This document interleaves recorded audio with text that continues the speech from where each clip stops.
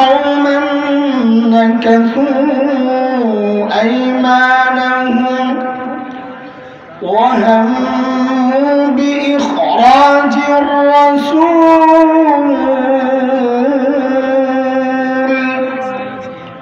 وهم بدؤوكم أول مرة أتخشونهم فالله أحق أن تخشوه إن كنتم مؤمنين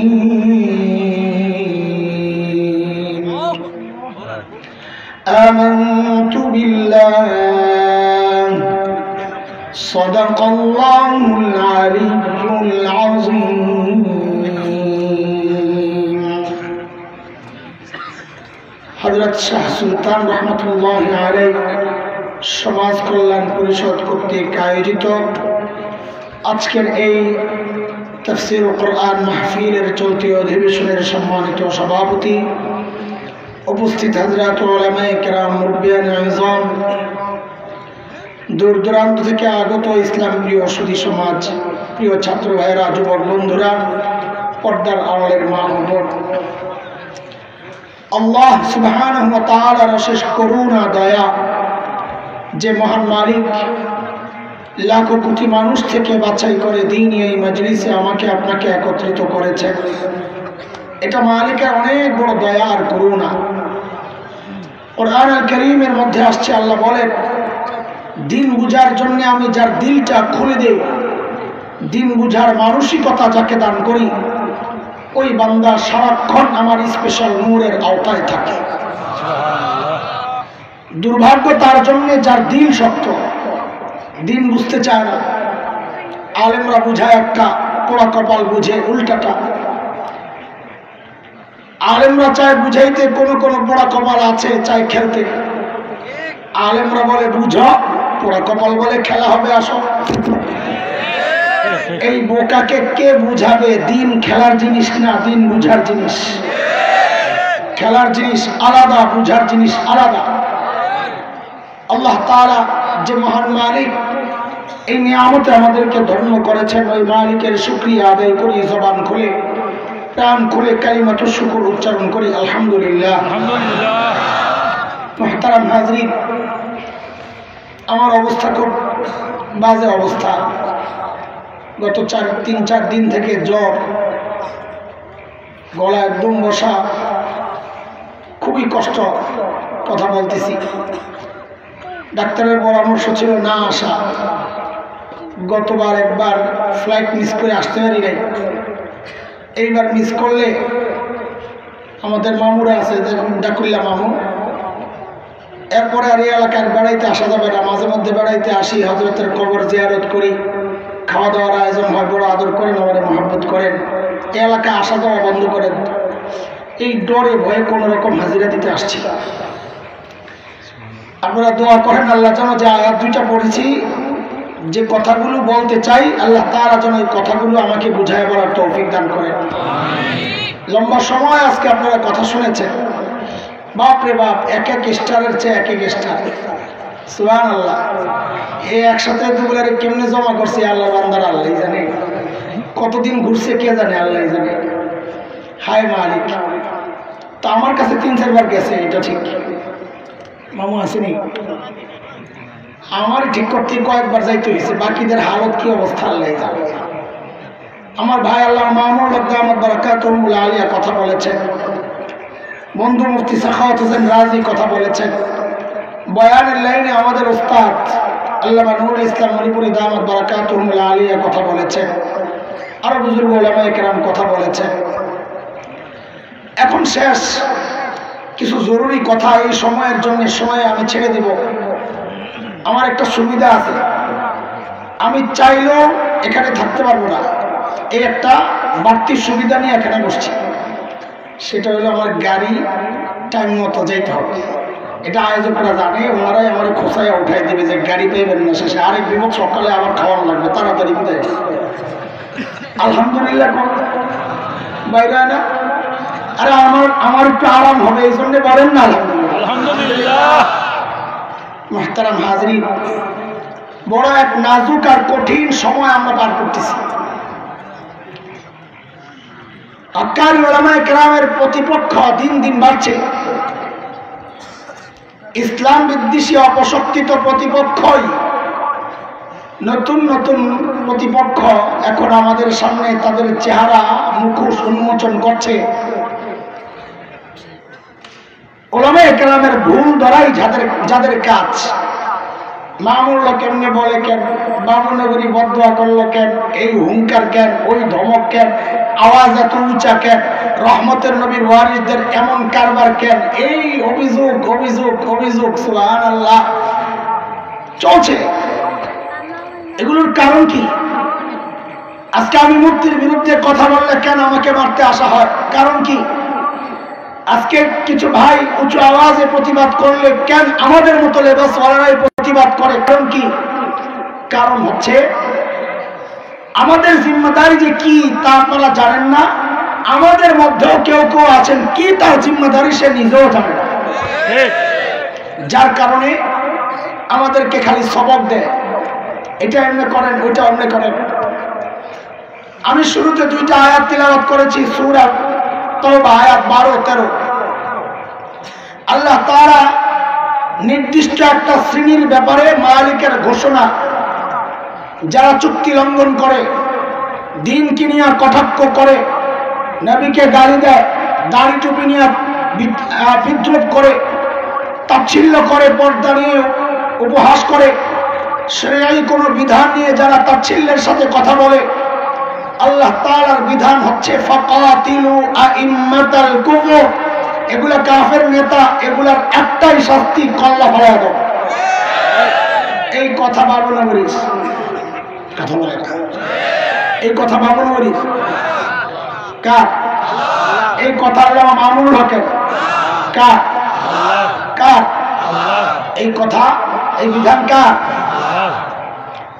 বলে একটু আপোষ করে চললে তো আল্লাহ বলেন লা ঈমান লাহুম লাআল্লাহুম ইয়ানতাহুন, সুযোগ দেওয়া যাবে না। আল্লাহ জানেন এটা একটা কঠিন ব্যাপার, এদের সাথে এদের মোকাবেলায় কথা বলা একটা রিস্কি বিষয়। এই খবর আল্লাহ নাই? আল্লাহ জানেন, জানেন বলেই পরবর্তীতে মালিক বলতেছেন তোমরা তাদের সাথে লড়াই কেন করো না? ভয় পাও? তোমরা কি তাদেরকে ভয় পাও? আমেরিকা ভয় পাও? ভারত ভয় পাও? দল ভয় পাও? রাষ্ট্র ভয় পাও? বাহিনী ভয় পাও? আল্লাহ বলেন ইন কুনতুম মুমিনিন, যদি ইমানদার হয়ে থাকো ফাল্লাহু আহাক্কু আন তাখশাউ, ভয় পাইতে হবে একমাত্র আল্লাহকে। কাকে? আরে বলেন না কাকে? কাজী কারো রক্তচক্ষু দেখে স্পর্শকাতর এবং স্পষ্ট সিদ্ধান্ত মালিকের এসব বিষয়ে কথা বলতে বিন্দু মাত্র অস্পষ্টতা নাই, দ্বিধা নাই, দ্বন্দ্ব নাই, কোন রকমের ইখতিলাফ নাই এই ব্যাপারে, এবং কোন রকমের ভয় সংকোচ কাজ করলে হবে না। এই জায়গায় কোনো আপোষ নাই, আল্লাহ আপোষ করেন নাই, নবী আপোষ করেন নাই।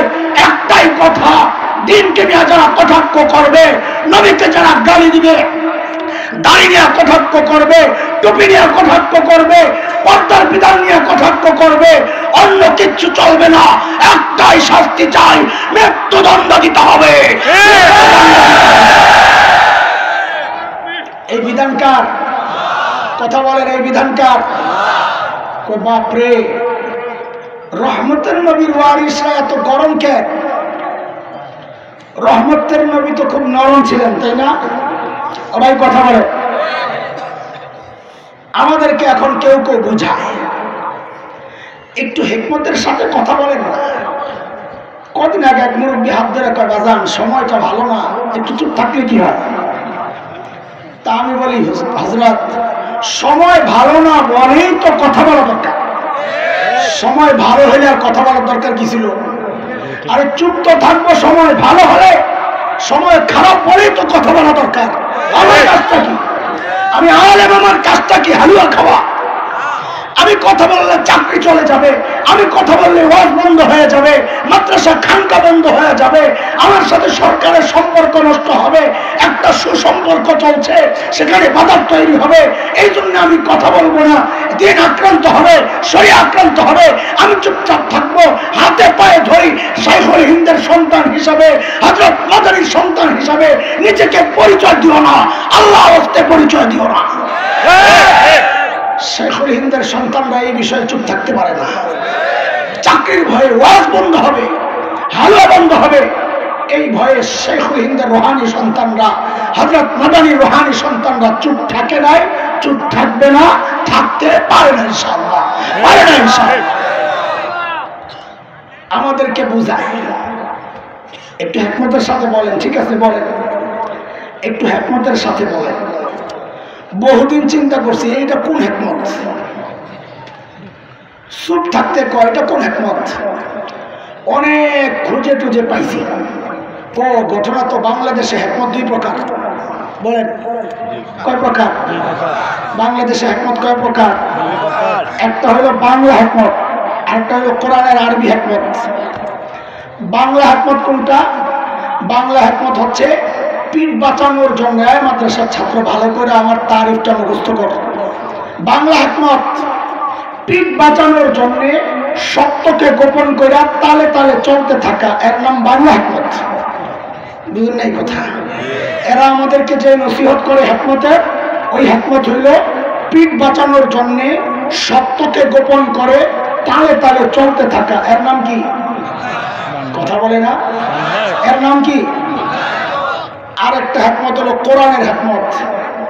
কোরআনে যেটা আসছে, ইউতিল হিকমাতা মান ইয়াশা ওয়া মান ইউতাল হিকমা ফাকাদ উতিয়া খায়রান কাসীরা ওয়া মা ইয়াযাক্কারু ইল্লা উলুল আলবাব। আল্লাহ বলেন, ওই হিকমত আমি যাকে দিয়েছি তাকে প্রভূত কল্যাণ দিয়েছি। ওইটা কোন হিকমত? ওই হিকমত হচ্ছে দিন রক্ষার জন্য যদি মালিকের হুকুম হয় তুমি চুপ থাকবা, তো চুপ থাকা হিকমত। যদি মালিকের নির্দেশ আসে কথা বলবা, তো কথা বলা হিকমত। যদি মালিকের নির্দেশ আসে কারো গর্দান থেকে কল্লা ফালাইয়া দাও, কল্লা ফালাইয়া দেওয়া হিকমত। যদি মালিকের নির্দেশ আসে নিজের কল্লা ফালাইতে হবে, তো নিজেকে শাহাদাতের জন্য প্রস্তুত করা, পেশ করা, ওইটার নাম হিকমত। যেখানে যা প্রয়োগ করা দরকার সেখানে প্রয়োগ করা, ওইটার নাম হচ্ছে হিকমত। সব জায়গায় মিন মিন ওয়াজ করা, কবরের ওয়াজ করা, এর নাম হিকমত না, এর নাম বাংলা হিকমত। হালুয়া খাওয়ার জন্য সত্যকে গোপন করে তালে তালে চলতে থাকা। কথা বলেন, এরা চায় আমরা যেন গুলিস্তানের হালুয়া বিক্রেতা হই। ওরাই গুলিস্তানের হালুয়া বোঝা পড়া। ঢাকার গুলিস্তান চিনেন?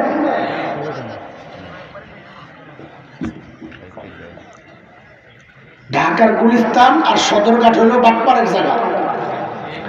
কখনো গেলে মোবাইল টোবাইল সাবধানে রেখে, ওই উপরে দিয়া বলে 3-4 বিজ্ঞানী ঘুরতেছে সারা দুনিয়া। এক এলাকায় গেছে এক বিজ্ঞানী আরেক বিজ্ঞানীর জায়গায় না দেখে কত এখন কই আছো? জাপানে আছি। কেমন দেখো, খুব ঠান্ডা লাগতেছে।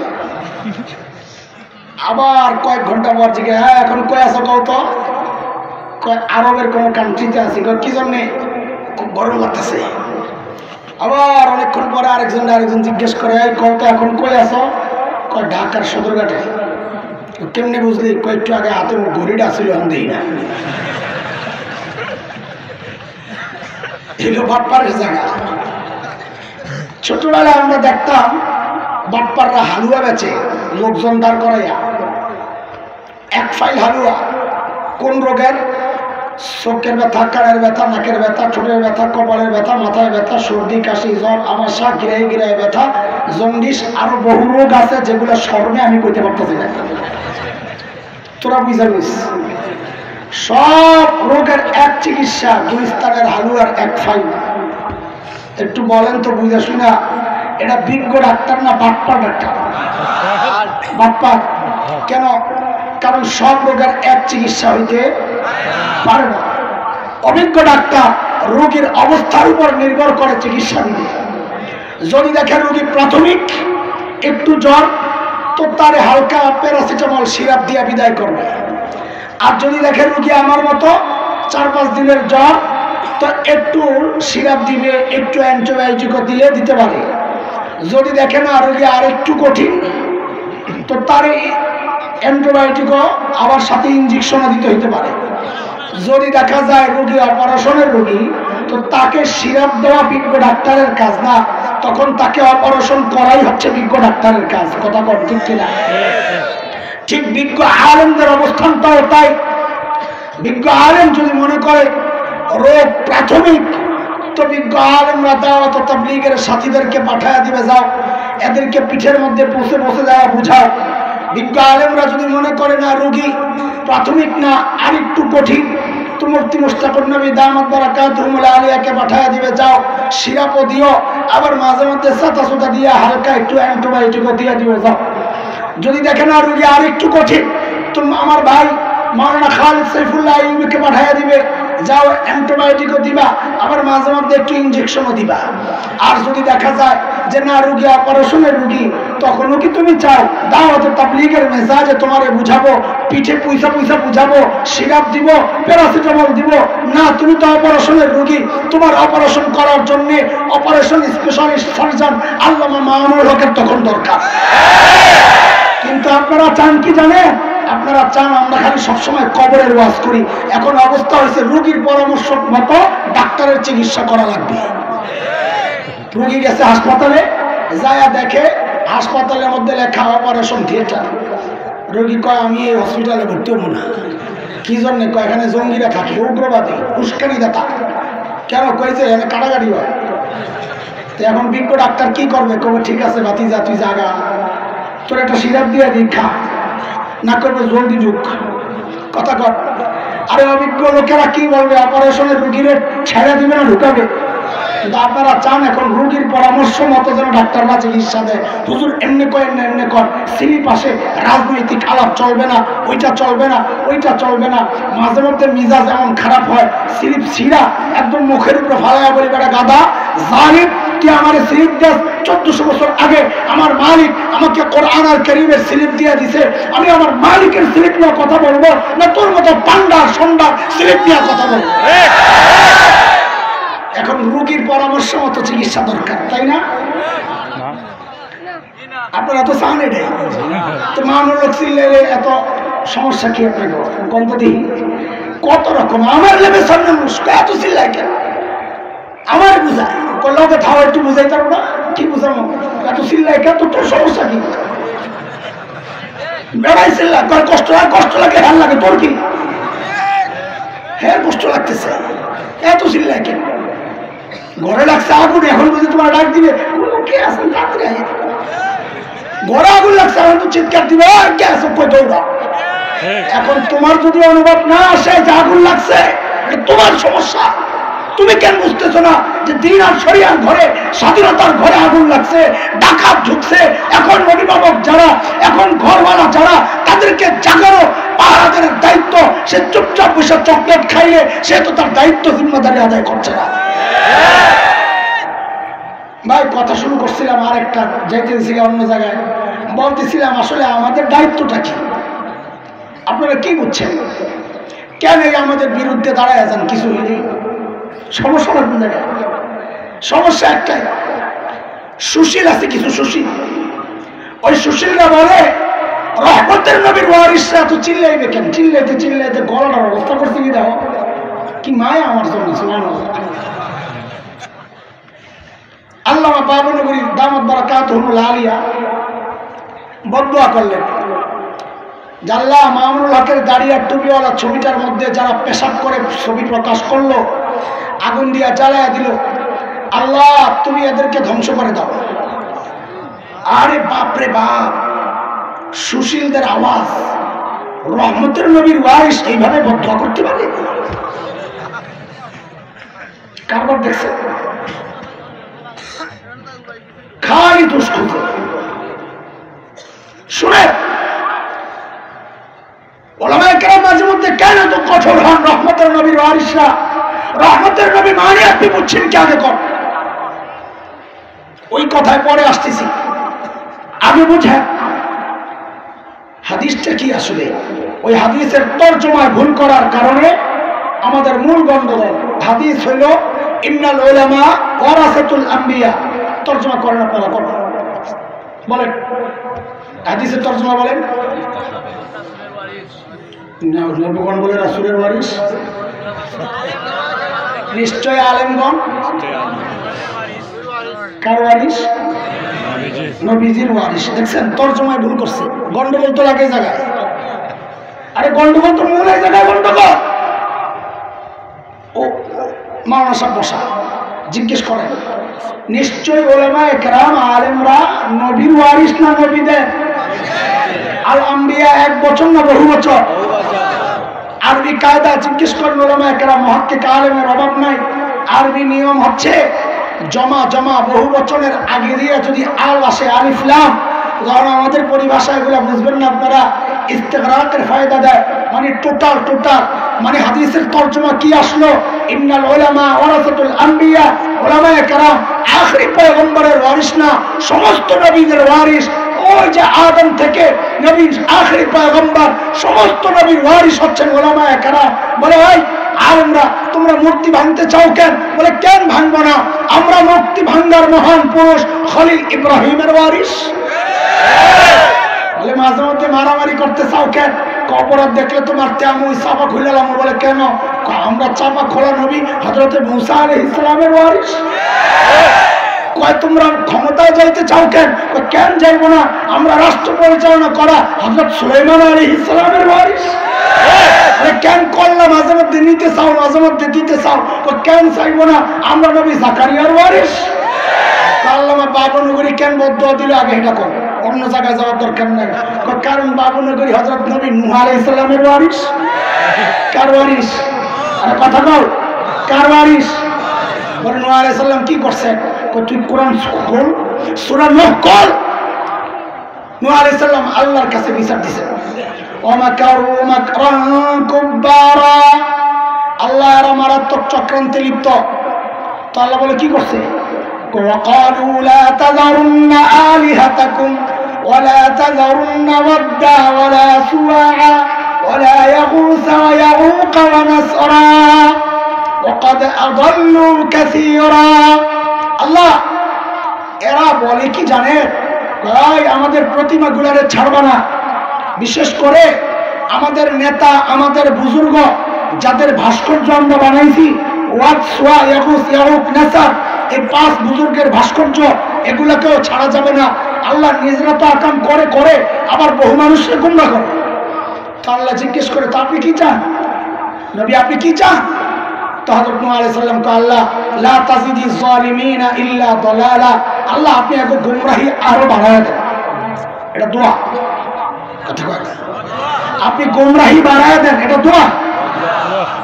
গুমরাহি বাড়াইলে কি লাভ? নূহ আলাইহিস সালাম জানেন গুমরাহি বাড়লেই তো শাস্তি আসবে, ভিতরে ভিতরে হইছে যে আপনি শাস্তি দিয়ে শেষ করে দেন। যেই দেখছে গুমরাহি বেড়ে গেছে, এখন নূহ আলাইহিস সালাম আবার দোয়া করতেছেন, রাব্বি লা তাযার আলাল আরদি মিনাল কাফিরিনা দাইয়ারা, আল্লাহ জমিনে এদের অস্তিত্ব আপনি রাখেন না, সব ধ্বংস করে দেন। এটা দোয়া, কথা বলেন, আরে কথা বলেন।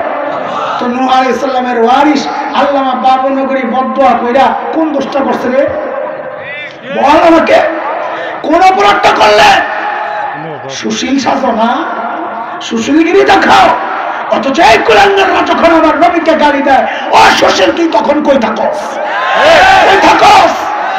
এই সুশীলরা যখন, এই কুলাঙ্গাররা যখন আল্লামা আহমদ শফিকে তেতুল হুজুর বলে বলে কটাক্ষ করলো, ও সুশীল তুই তখন কথাই ছিলি, কথা বল, জবাব দে। হালুয়ার সুশীলগিরি না, এগুলো আমরা বুঝি না। এই হলো এক জবাব। খুব খেয়াল করেন, আমাদের দায়িত্ব শুনাইতেছি, সমস্ত নবীরা দিন কায়েমের জন্য যতগুলো পদ্ধতি গ্রহণ করেছে, সমস্ত পদ্ধতি উম্মতের আলেমরা গ্রহণ করবে। সেটা যদি কান্দা কান্দা বুঝাইতে হয় কাঁদবে, সেটা যদি জিহাদের ময়দানে অবতীর্ণ হয়, লড়াইয়ের মাধ্যমে যদি দিন প্রতিষ্ঠা করতে হয়, এখন তো আবার ফতুয়া আপনারা দেন, আমরা শুধু রক্ষণাত্মক ভূমিকায় থাকবো, ঠিক না? আহা, কি চিন্তা ঢুকছে মাথায়। ইসলামকে রক্ষণাত্মক ধর্ম বানাইছেন তারা। মক্কা বিজয় তো রক্ষণাত্মক, তাই না? মদিনা থেকে নবী মক্কায় আসলেন, এটাও রক্ষণাত্মক, তাই না? মক্কা থেকে নবী ওই যে তায়েফে গেলেন, এটাও রক্ষণাত্মক ছিল, তাই না? তবুকে গেলেন, এটাও রক্ষণাত্মক ছিল, তাই না? বদরে আসলেন, সর্বপ্রথম যুদ্ধ, ওইটাও রক্ষণাত্মক ছিল। উম্মতকে আর কত ঘুম পাড়ায় রাখবেন আপনারা? জিজ্ঞেস করি, বলে উস্কানি দিও না। যদি এটাই হয় জিহাদের কথা বলা যদি উস্কানি হয়, ওই উস্কানি দাতা তো আল্লাহ। আল্লাহ হুকুম করতেছেন, ইয়া আইয়ুহান নাবিয়্যু হাররিদিল মুমিনিন, ও নবী আপনি আপনার উম্মতকে, মুমিনকে জিহাদের জন্য উৎসাহিত করেন। উস্কানি দাতা তো আল্লাহ। এই কথাটা জি বলতে ডর লাগে, তাই না? হ্যাঁ, বুঝি আমরা ওই জিটা বলতেও ডর লাগে। বলে এখন তো জিহাদের কোনো অবস্থা নাই। কখন আসছিল? এখন তো সময় খুব খারাপ। আরে কয়দিন তোমারে কয়লার উপর শোয়াইছে? হ্যাঁ, আরে কয়দিন তোমাকে কয়লার উপর শোয়াইছে জিজ্ঞেস করি। অথচ যাদের ওয়ারিস নিজেকে দাবি করো, যাদের রুহানি সন্তান নিজেকে দাবি করো, ওই শেখুল হিন্দের ইতিহাস পড়ে শোনাও। মৃত্যুর পর শেখুল হিন্দকে দেওবন্দের মানুষরা যখন ধোয়াইতেছিল গোসল, হায় হায় দেখে কোমরের মধ্যে কোনো গোশত নাই, শুধু মেরুদণ্ডের হাড়টা। লোকজন অবাক হয়ে গেছে, এই কি অবস্থা শেখুল হিন্দের। কিন্তু কেউ জানে না কি হয়েছে। হযরত মাদানী ছিলেন কলকাতায়। ওস্তাদের মৃত্যুর খবর পায়া দেওবন্দে যখন পৌঁছে, দেওবন্দের মানুষ দৌড়ে আসছে, হযরত শেখুল হিন্দের কোমরের এই কি অবস্থা, কিচ্ছু নাই গোশত, মেরুদণ্ডের হাড় খালি, কি সমস্যা। আয় হায়, হযরত মাদানী হাউমাউ করে কান্না শুরু করছে। আমার উস্তাদের এই কথা আমি কাউকে বলি নাই। ইংরেজরা প্রত্যেকদিন আমার উস্তাদকে নির্যাতন করতো আর বলতো আমাদের কথা মেনে নাও। শেখুল হিন্দ রাজি হইতেন না। শেষমেশ তারা প্রত্যেক দিন কি করত, গরম লোহা সরাকা গরম করা, আগুনে গরম করা প্রত্যেক দিন শেখুল হিন্দের কোমরের মধ্যে লাগাই দিত। এইভাবে গোশতগুলা পুরা পুরা শেখুল হিন্দের কোমরে কোনো গোশত নাই, মেরুদণ্ডের হাড়টা ছাড়া কিচ্ছু নাই। ও শেখুল হিন্দের রুহানি সন্তানরা, আজকে তোমরা বিশৃঙ্খলা সৃষ্টি হবে এই অজুহাতে জিহাদের কথা বলা ভুলে গেছ, প্রতিবাদ ভুলে গেছ। সাতিমে রাসূলকে হত্যার সিদ্ধান্ত হয় এই জমিনে, তুমি চুপচাপ থাকো। ও মুসলমান, অভিজিতের জীবনের মূল্য আমার নবীর ইজ্জতের চেয়ে বেশি মূল্য হয়ে গেল। নবীর ইজ্জত যারা নষ্ট করে তাদের ফাঁসির রায় হয় না, আর ওই সমস্ত কুলাঙ্গারকে যারা হত্যা করে তাদের ফাঁসির রায় হয়। উম্মতে মুসলিমা এটা মানতে পারে না।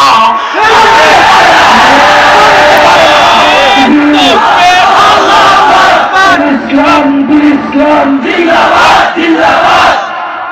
ইসলামের শত্রুরা হুঁশিয়ার সাবধান, জিহাদ জিহাদ চাই, জিহাদ করে বাঁচতে চাই, জিহাদ করে বাঁচতে চাই, জিহাদ জিহাদ চাই, জিহাদ জিহাদ চাই, জিহাদ করে বাঁচতে চাই। সাবিলুনা সাবিলুনা আল জিহাদ আল জিহাদ আল জিহাদ আল জিহাদ, সাবিলুনা সাবিলুনা নারে তাকবীর, আল্লাহু আকবার। আইন নিজের হাতে তুলে নিতে আমরা কাউকে উৎসাহিত করছি না, কিন্তু আমরা জানতে চাই আমার এই যুবক ভাইগুলো আইন নিজের হাতে কেন তুলে নিলে আমরা জানতে চাই। কারণ আপনারা আমাদের কথাগুলো শুনেন নাই। তখন যদি আমাদের কথা শুনে এই শাতিমদের হত্যার সিদ্ধান্ত নিতে, মৃত্যুদণ্ড কার্যকর করতে, তো আমার এই যুবকগুলা নিজ হাতে তাদেরকে হত্যা করতো না। উম্মতের এই শার্দুলকে থামানোর এরকম শক্তি কারো নাই। নবীকে যারা ভালোবাসে তাদের কলিজায় আঘাত লাগে, নবীকে গালি দিলে তারা বরদাস্ত করতে পারে না। যুগে যুগে তারা শাতিমদেরকে হত্যা করেছে, করবে, আপনি আটকাতে পারবেন না। আটকানোর একটাই রাস্তা, শাস্তি আপনারা নিজে দিয়ে দেন। ফাঁসি কার্যকর করেন, মৃত্যুদণ্ড কার্যকর করেন। দুনিয়ায় সবার বিচার হয়। আপনার বাবাকে গালি দিলে তার বিচার হয়, স্বামীকে গালি দিলে তার বিচার হয়, সন্তানকে নিয়ে কটূক্তি করলে তার বিচার হয়, আপনাদেরকে নিয়ে কটূক্তি করলে তার বিচার হয়, অথচ আল্লাহর নবীর ইজ্জত নিয়ে কথা হয়, আপনারা ওইটার বিচারের চিন্তা করেন না। ও মুসলমান শুনে, সব বরদাস্ত করা যায়, এই জায়গায় কোনো আপোষ নাই। আমরা কাউকে ক্ষমতায় থেকে নামানোর আন্দোলন করি না, কাউকে ক্ষমতায় ওঠানোর আন্দোলন করি না, আমরা নবীকে ভালোবাসি। এখানে আমাদের কোনো ভেদাভেদ নাই, কে কিয়াম করে কে করে না, কে ওয়াহাবি কে সুন্নি, কে দেওবন্দি কে ফুলতলি, এগুলা শোনানোর সময় নাই। নবীর ইজ্জত রক্ষায় ঐক্যবদ্ধভাবে আওয়াজ উঠাইতে হবে। আল্লাহর নবীর দুশমনদের মৃত্যুদণ্ড চাই।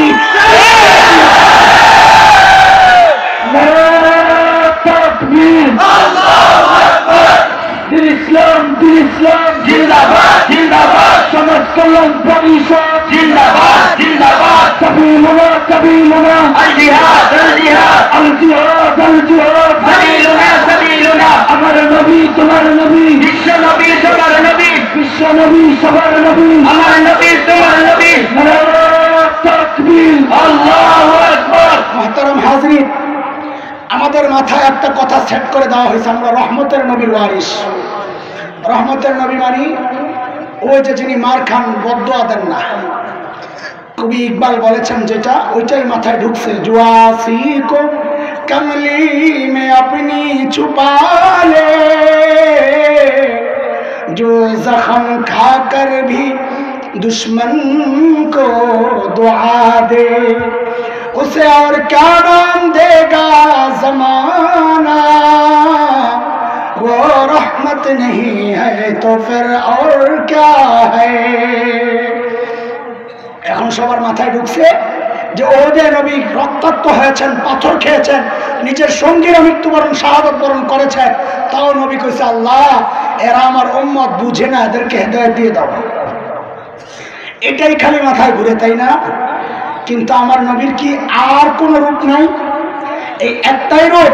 তো চলো আমার নবীর আরেকটা রূপ একটু দেখায় আসি। চলো, মক্কা বিজয়, আল্লাহর হাবিব মক্কায় ঢুকছেন, রহমতের নবী। আমি এখন থেকে বলবো বারবার রহমতের নবী বলেন, আপনারাও বলবেন। কি বলবেন? রহমতের নবী মক্কায় ঢুকছেন, মাথাটা নিচু, চোখ দিয়ে ঝরঝর করে পানি পড়তেছে। নবী তিলাওয়াত করতেছেন, ইন্না ফাতাহনা লাকা ফাতহাম মুবিনা, আল্লাহ বিজয় আপনার। দুইটাই ঘোষণা দিলেন, এই মক্কাবাসী ভয় পেও না, লা তাসরিবা আলাইকুমুল ইয়াওম, আজকে সবাইকে ক্ষমা, যাও, কোনো প্রতিশোধ নাই। তবে মান দাখালা আল মসজিদ আল হারাম ফাহুয়া আমিন, শর্ত হলো যে মসজিদ হারামে ঢুকবে সে। মান দাখালা দারা আবি সুফিয়ান ফাহুয়া আমিন, শর্ত হলো যে আবু সুফিয়ানের ঘরে আশ্রয় নিবে সে। মান আগলাকা বাবাহু ফাহুয়া আমিন, শর্ত হলো যে নিজের ঘরের দরজা বন্ধ করে দিবে সে নিরাপদ। লড়াই করতে আসলে তাকে ছাড়া হবে না, সব নিরাপদ। এই যে নবী ঘোষণা দিলেন, অথচ আল্লাহর তো সিদ্ধান্ত হচ্ছে মালাউনদেরকে ছাড়া যাবে না। আল্লাহর সিদ্ধান্ত কি? কথা বলেন, কাদেরকে? কাদেরকে? মালাউন মানে হিন্দু। কি? সূরা আহজাব আয়াত 57, মালাউন কাকে বলে আল্লাহ জানায় দিয়েছেন। ইন্নাল্লাযীনা ইউযুনাল্লাহা ওয়া রাসূলাহু লা'নাহুমুল্লাহু ফিদ দুনিয়া ওয়াল আখিরাহ ওয়া আ'আদ্দা লাহুম আযাবাম মুহিনা। মালাউন হচ্ছে আল্লাহ আল্লাহ রাসূলকে যারা কষ্ট দেয়, এরা মালাউন। সে যদি আমার মতো দাড়িওয়ালাও হয় ওইটাও মালাউন, জুব্বাওয়ালা হয় ওইটাও মালাউন, খানকাওয়ালা হয় ওইটাও মালাউন। কথা কও। আল্লাহর নির্দেশ, মালাউন যেখানে পাওয়া যাবে, সূরা আহজাব আয়াত 61, মালাউন যেখানে পাওয়া যাবে, মালউনিনা আইনামা সুকিফু উখিযু ওয়া কুতিলু তাকতিলা, মালাউন যেখানে পাওয়া যাবে ধইরাই কল্লা ফালায়া দিতে হবে। সিদ্ধান্ত কার? আল্লাহ। আল্লাহর সিদ্ধান্ত এটা। তো নবী কি করে সবাইকে মাফ করে দেন? নবী এই খবর নাই? আরে এই খবর নবীর ছিল না? নবী সবাইরে মাফ করেন নাই। এই জায়গায় তো সমস্যা। তোমরা খালি অর্ধেক দেখাও, অর্ধেক দেখাও যে রহমতের নবী সবাইকে ছেড়ে দিছে। আরে না, রহমতের নবী সবাইকে ছাড়েন নাই। আল্লাহ যাদেরকে ছাড়েন নাই, রহমতের নবী তাদেরকেও ছাড়েন নাই। রহমতের নবী ঘোষণা দিলেন, এই মালাউন যেগুলি আর আছে ধর, ধৈরা ধৈরা হত্যা কর। শেখ, ইবনে তাইমিয়া রাহমাতুল্লাহি আলাইহি তার বিখ্যাত কিতাব আস-সারিমুল মাসলুল আলা শাতিমির রাসূল গনে গনে 15 জন মালাউনের নাম ঘোষণা করছেন। নবী নাম ধরে ধরে বললেন আব্দুল্লাহ ইবনে খাতাল, কুরতুনা, উরাইনা, সাররা, মাকিস ইবনে সুবানা, হুয়াইরিস ইবনে নাকিদ, আব্দুল্লাহ ইবনে সাদ ইবনে আবি সারাহ, ওয়াহশি ইবনে হারব, হুবার ইবনে আসওয়াদ, হারিস ইবনে তালাতিল, আব্দুল্লাহ ইবনে জিবিয়ারা, কাব ইবনে জুহাইর, হুবাইরা বিনতে আবি ওয়াহাব আল মাখজুমি, হিন্দা বিনতে উতবা, হারিস ইবনে তালাতিল। নবী গনে গনে 15 জনের নাম ঘোষণা করলেন যে যেখানে পাওয়া যাবে ধৈরাই হত্যা করতে হবে। এই ঘোষণাটা কার? রহমতের নবীর। সাবাস, বলেন বলেন, কার কার কার? আমাদেরকে খালি ওয়াজ করো না, রহমতের নবীর ওয়ারিসরা এত কঠোর কেন? এই দেখো রহমতের নবীর সিদ্ধান্ত কি ঘোষণা দিলেন, ধর, যেখানে পাবি ধৈরাই হত্যা কর।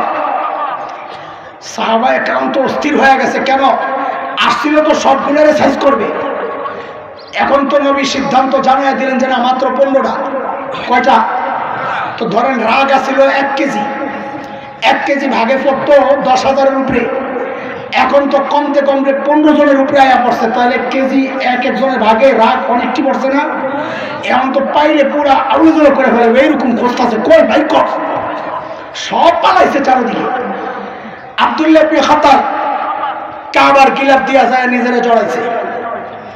এর মনে করছে কি মুসলমানরা কাবার ইজ্জত করে, গিলাফ দিয়া জড়াইলে মনে হয় আমারে ছেড়ে দিব। ওই যে নির্বাচনের আগে দিয়া পাবলিক যা করে, হুজুররা টুপিরে মহব্বত করে, নির্বাচনের আগে টুপিটা লাগাইলে মনে হয় আমারে ভোটটা দিব। কাবার গিলাফ দিয়া নিজেরা জড়াইছে যে কাহিনী তো ফিটিং, নিচে দিয়া তো পাও দেখা যায়। আস-সারিমুল মাসলুল আলা শাতিমির রাসূল কিতাবে এই গল্পগুলো যখন পড়ি, ছোটবেলার গল্প একটা মনে পড়ছে। নতুন বউ শ্বশুরের সাথে বসতে ভাত খাইতে। তো আগেরকার দিনে তো ওই যে মাটির মধ্যে বসতো, পিড়া পিড়া কি বলে, খাটনি বলে, খাটের মধ্যে বসছে। তো খাটের মধ্যে বসলে তো পিছনের রাস্তা নিয়ন্ত্রিত থাকে না খুব একটা, বায়ু ছুটে গেছে ঠুস করে। হাসিস না, বায়ু ছাড়া এটা কোনো দোষের কিছু না, সবারই হয়, আসার কি আছে, ঠুস করে বেরিয়েছে। এখন বউ তো নতুন বউ, শ্বশুরের সামনে লজ্জা।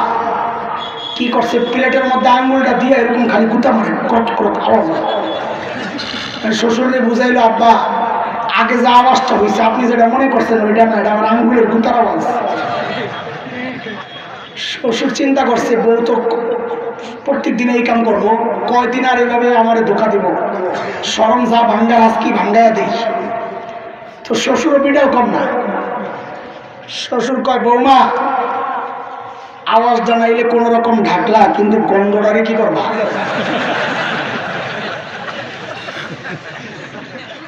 ওই আব্দুল্লাহ ইবনে খাতাল যখন কাবার গিলাফ দিয়া নিজেরে জড়াইছে, তখন আমার এটা মনে পড়ছে, আরে গাদা, বডিটা নাইলে কোন রকম ঢাকলি, পাও দিয়ে কি করবি?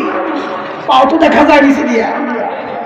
হযরত আলী কাররামাল্লাহু ওয়াজহা দূর থেকে দেখছেন এই দৃশ্য, দেখে কাউরে কিছু বলে না, ভাগে কম পড়বে, দিছে নিজে দৌড় তরবাল লইয়া। 2 সাহাবী দেখছে আলী যে দৌড় মারছে, এরা জানে না আলী কি জন্য দৌড় মারছে, কিন্তু বুঝছে যে বল মাছ মনে একটা পাইছে আলী। কিছু না দেখে 2 জন দিছে আলীর সাথে দৌড়। কি রাগ আর ক্ষোভ ভিতরে কাজ করতেছিল কাদের?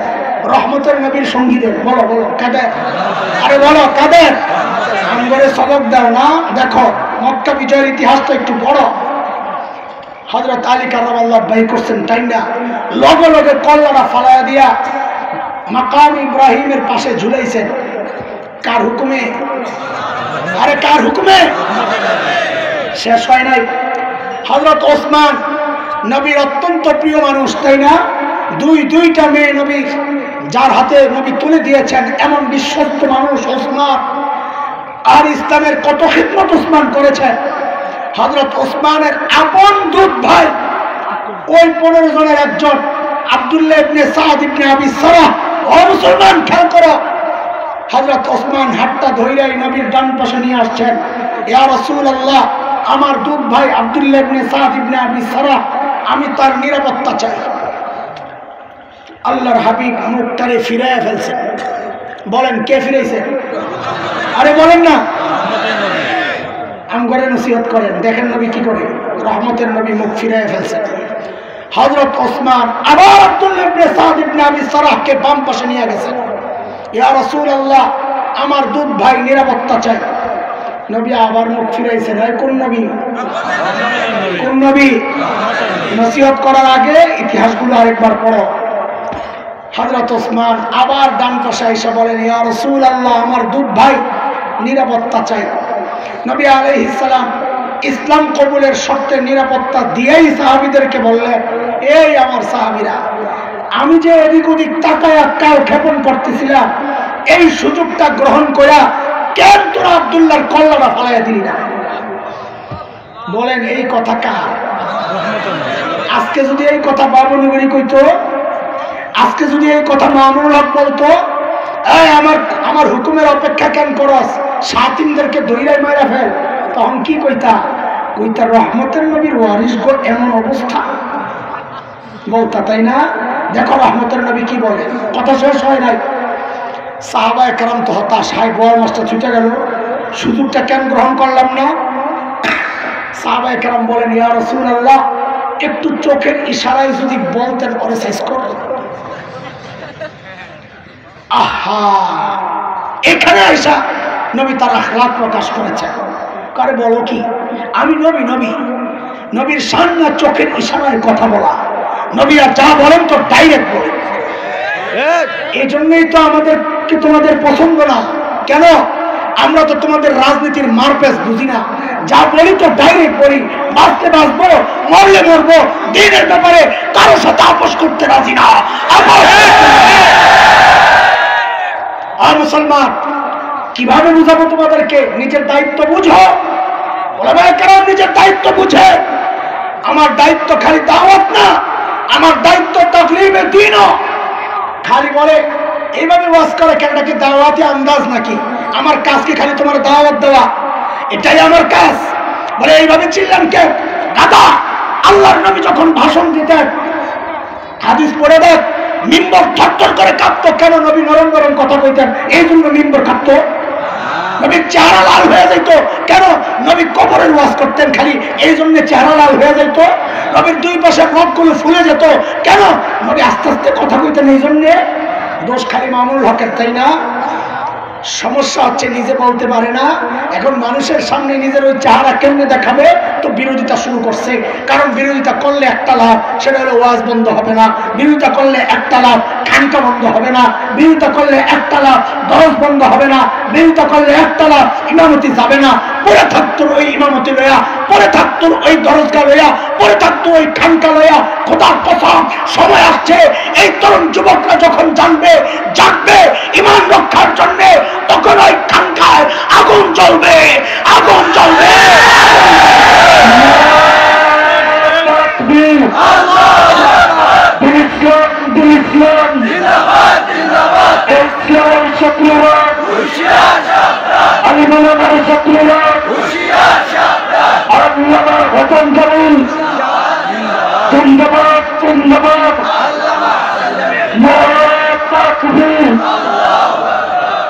যেই জায়গা থেকে শরীয়তের মজলুম বিধান জিহাদের আওয়াজ উঠবে না, নিশ্চিত জেনে রাখো, সে যাই হোক, তাকে নিফাক পেয়ে বসেছে, নিফাক পেয়ে বসেছে।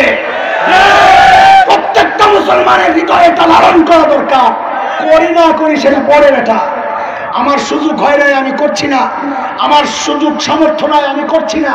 বিরোধিতা করিস কেন? ইমান থাকবে না। কসম আল্লাহ, কসম আল্লাহর ইমান থাকবে না। বলে সময় আসে নাই, আসবে কবে তোমার? আমি কি বলছি নাকি সময় আসছে? আমি কি বলছি নাকি নেই রাজা? আমি কি ডাক দিচ্ছি না কে মার? আমিও তো বলি নাই। সময় আসলে আমরাও করব, কিন্তু তাই বলে বিধান নিয়ে আলোচনা চলবে না। কোরআন থেকে বাদ দিয়ে দাও, দাও কোরআন থেকে বাদ দিয়ে দাও।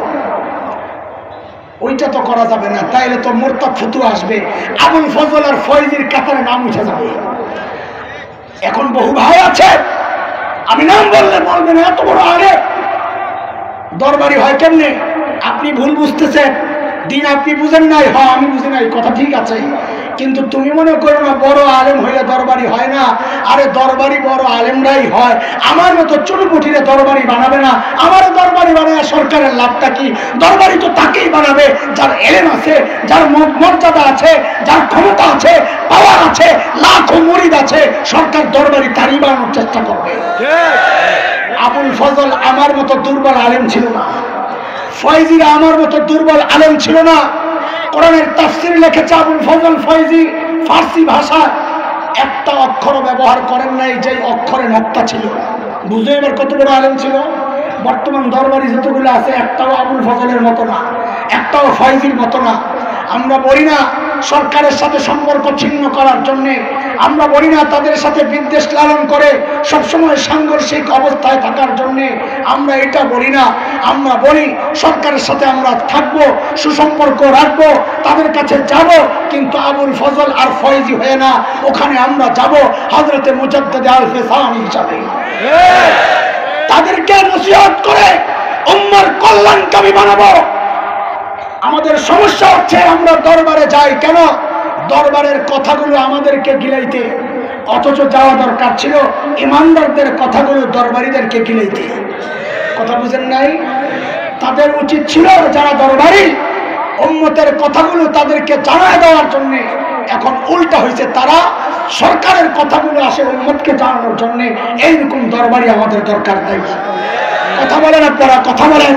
এইরকম দরবারি আমাদের, সে যেই হোক, যত বড় খানকার বুজুর্গ হোক, যত বড় দায়িত্বশীল হোক, যত বড় শাইখুল হাদিস হোক, যত বড় মুহাদ্দিস হোক, যে আল্লামা সরকারের নীতি আমাদের উপর চাপায়া দিতে চাইবে, সরকারি সিদ্ধান্ত আমাদের উপর চাপায়া দিতে চাইবে, যেই সিদ্ধান্ত ইসলামের সাথে সাংঘর্ষিক, শরীয়তের সাথে সাংঘর্ষিক, দেওবন্দি আদর্শের সাথে সাংঘর্ষিক, ওই রকম আল্লামাকে মানতে রাজি না, মানতে রাজি না।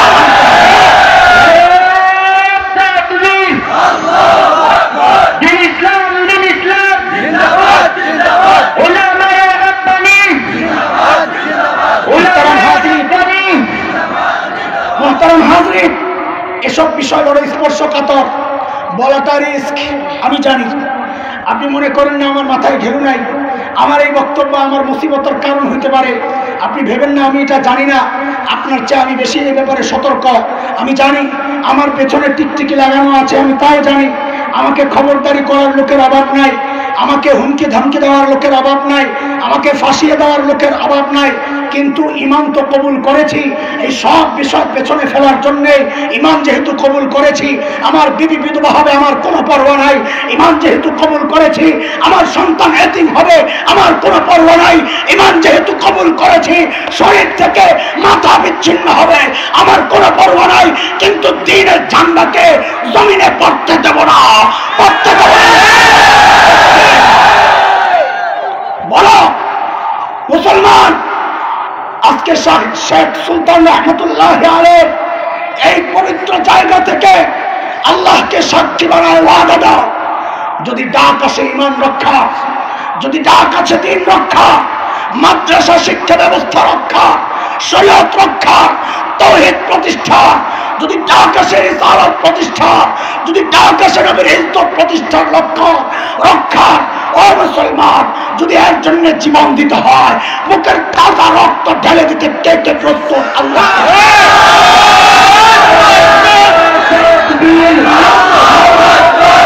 ইসলাম, ইসলাম জিন্দাবাদ, জিন্দাবাদ, জিহাদ, জিহাদ, জিহাদ চাই, জিহাদ জিহাদ করে বাঁচতে চাই, জিহাদ জিহাদ চাই, সাবিলুনা সাবিলুনা, আল জিহাদ আল জিহাদ, আল জিহাদ আল জিহাদ, সাবিলুনা সাবিলুনা, চলো চলো ওর বাজাও আকবার, চলো চলো আকবার, শাহাদাত তওবার, ওই সুন্নাত চলো ওর বাজাও আকবার, চলো চলো আকবার, ওই সুন্নাত তওবার, নারে তাকবীর, আল্লাহু আকবার। আমি শেষ করছি। আমি আগেই বলেছি যেহেতু আমার গাড়ি আছে, আমার শহরে যেতে হবে। আজকের এই বিশাল জনসমুদ্রে এই পয়গামও আমরা দিতে চাই। আমরা কাউকে আইন নিজের হাতে তুলে নেওয়ার জন্য উৎসাহিত করি না, এই নির্দেশও আমরা দেই না। তবে নবীর ইজ্জত রক্ষায়, শাতিমে রাসূলকে নবীকে যারা গালি দেয়, এদেরকে যদি আমার কোনো ভাই নবীর মহব্বতে হত্যা করে ফেলে, দুনিয়ার শরীয়তের এমন কোন আইন নেই, দুনিয়ার এমন কোন আলেম নাই ফতোয়া দিবে যে এই লোকটাকে মৃত্যুদণ্ড দিতে হবে।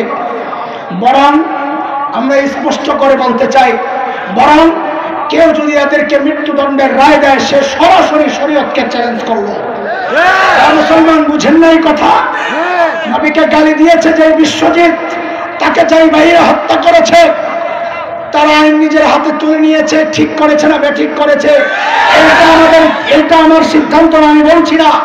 কিন্তু এই আইন নিজের হাতে তুলে নেওয়ার কারণে তাদের বিরুদ্ধে যে মৃত্যুদণ্ডের রায় হয়েছে, আমরা বলবো আল্লাহর নবীর ইজ্জতে এই রায়কে প্রত্যাহার করতে হবে। এই রায় মুসলমান মেনে নিতে পারে না, এই রায় মুসলমান মেনে নিতে পারে না। কারণ এই রায় বাস্তবায়ন মানে হচ্ছে বিশ্বজিতের জীবনের মূল্য আমার নবীর ইজ্জতের চেয়ে বেশি। নাউজুবিল্লাহ। এই বিশ্বাস করে মুসলমান করতে, কেউ যদি বিশ্বাস করে তার ঈমান, আমরা বেঈমান হয়ে কবরে যাব না ঈমান নিয়ে, তাহলে আওয়াজ উঠাইতে হবে এই রায় প্রত্যাহার করা হোক, এই রায় বাতিল করা হোক।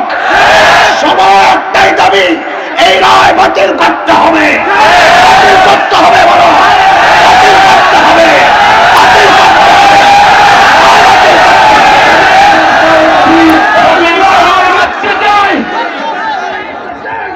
আমার ভাইদের মুক্তি চাই,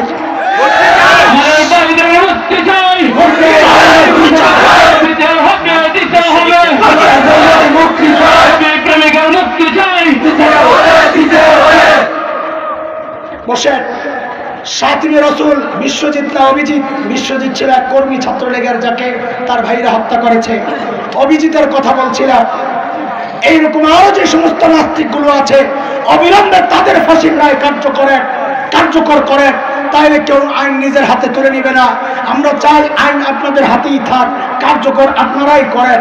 আমরা তো বলি নাই আমার ভাইকে এই যায় হত্যা কর, এই সুযোগ আপনারাই দিয়েছেন, এর দায় আপনাদের, আমাদের না। আজকে এই সম্মেলন থেকে আমাদের শেষ পয়গাম, আল্লাহর নবীর ইজ্জত রক্ষায় যে ভাইরা নবীর দুশমনদেরকে হত্যা করেছে, এদের নিঃশর্ত ক্ষমা, নিঃশর্ত মুক্তি আমরা চাই। চাই না, চাই না।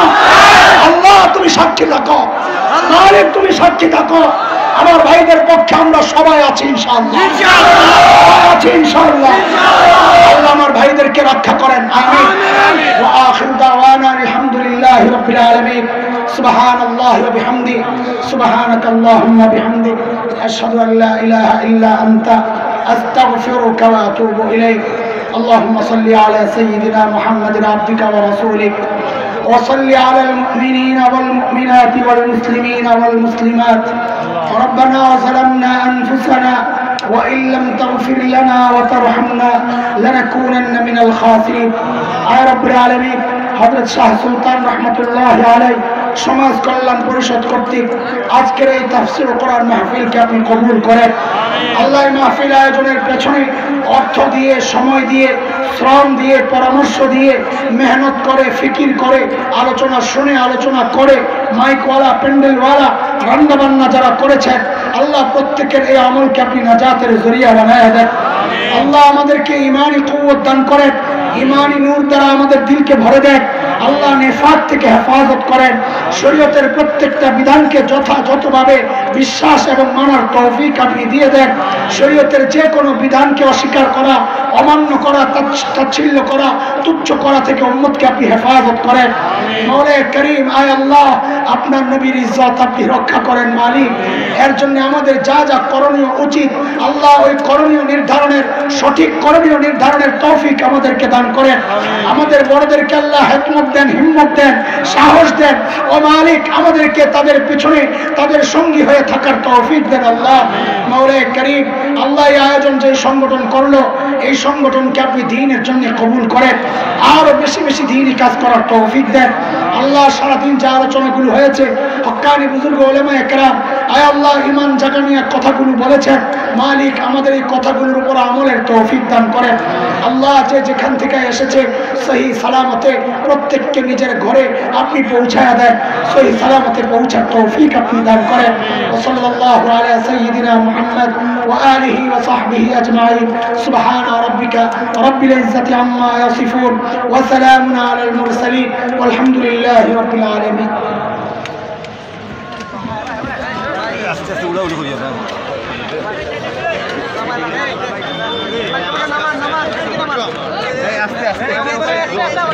তুমি রবা হরো গুরুবাই হরো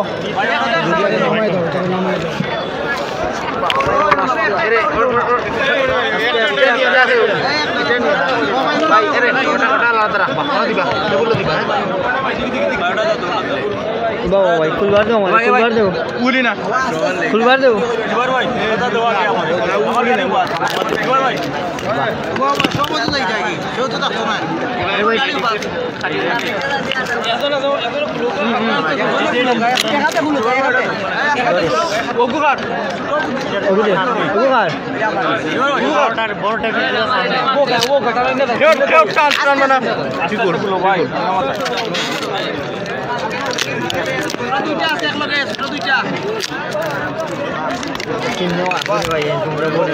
ওটা দিও পাইন ওটা অন্য রাখি গেটটা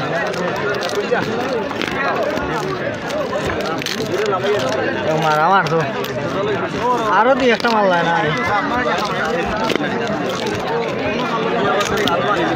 আলহামদুলিল্লাহ পরিষদ বরাবর মতো আপনাদেরকে আজ উপহার দিয়েছে একটি সফল মাহফিল। ইনশাআল্লাহ আপনারা দোয়া করবেন সমাজ কল্যাণ পরিষদ যেন আরো উন্নতি অগ্রগতি হতে থাকে এবং আপনাদেরকে আরো বড় বড় মাহফিল এবং বিশেষ ব্যক্তিদের আপনাদের সামনে উপস্থাপন করতে পারে। আপনাদের জন্য আমরা মেহমানদের কোনো ব্যবস্থা করতে পারি নাই এবং আপনাদেরকে আমরা যথাযথ সম্মান করতে পারি নাই, জায়গা সংরক্ষণ করতে পারি নাই। তাই আমরা পরিষদ আপনাদের দুঃখিত। পরিষদের সকল সদস্যদেরকে দৃষ্টি আকর্ষণ করছি, আমরা স্টেজের কাছাকাছি চলে আসি। পরিষদের সকল সদস্যদেরকে আহ্বান করছি, আমরা পূর্বের সিদ্ধান্ত অনুযায়ী স্টেজের কাছাকাছি চলে আসি। ইনশাআল্লাহ আমাদের জরুরি মিটিং রয়েছে এবং আমরা এই মিটিং শেষে ইনশাআল্লাহ প্রত্যেকে নিজ বাড়িতে যাব।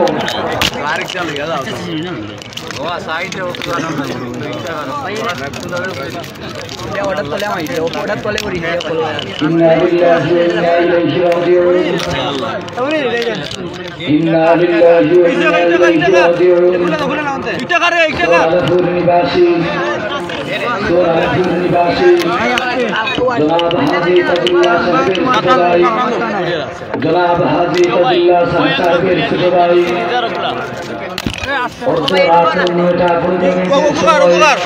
ওনার নিজ বাড়িতে ইন্তেকাল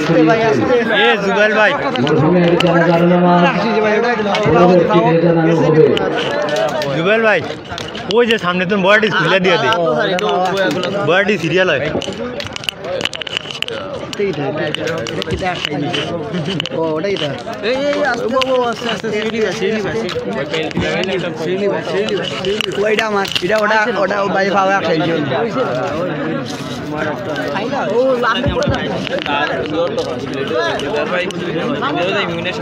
ওটা একটু ওয়াশ দেন আমার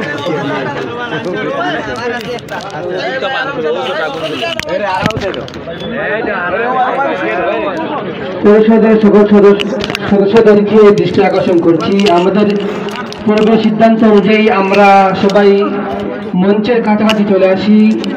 পরিষদের সকল সদস্য আমরা মঞ্চের কাছাকাছি চলে আসি।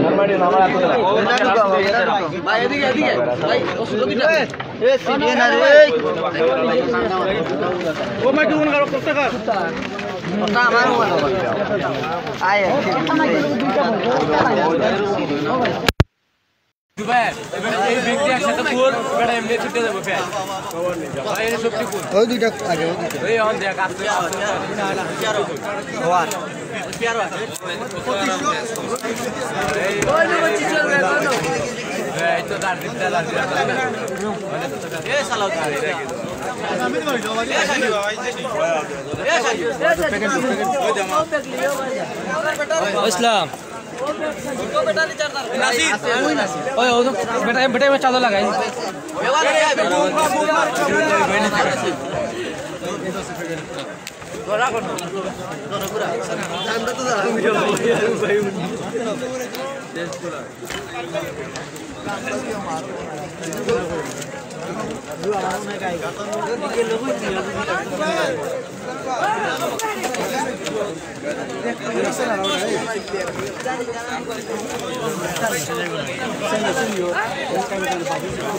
Padahal itu menonton atas.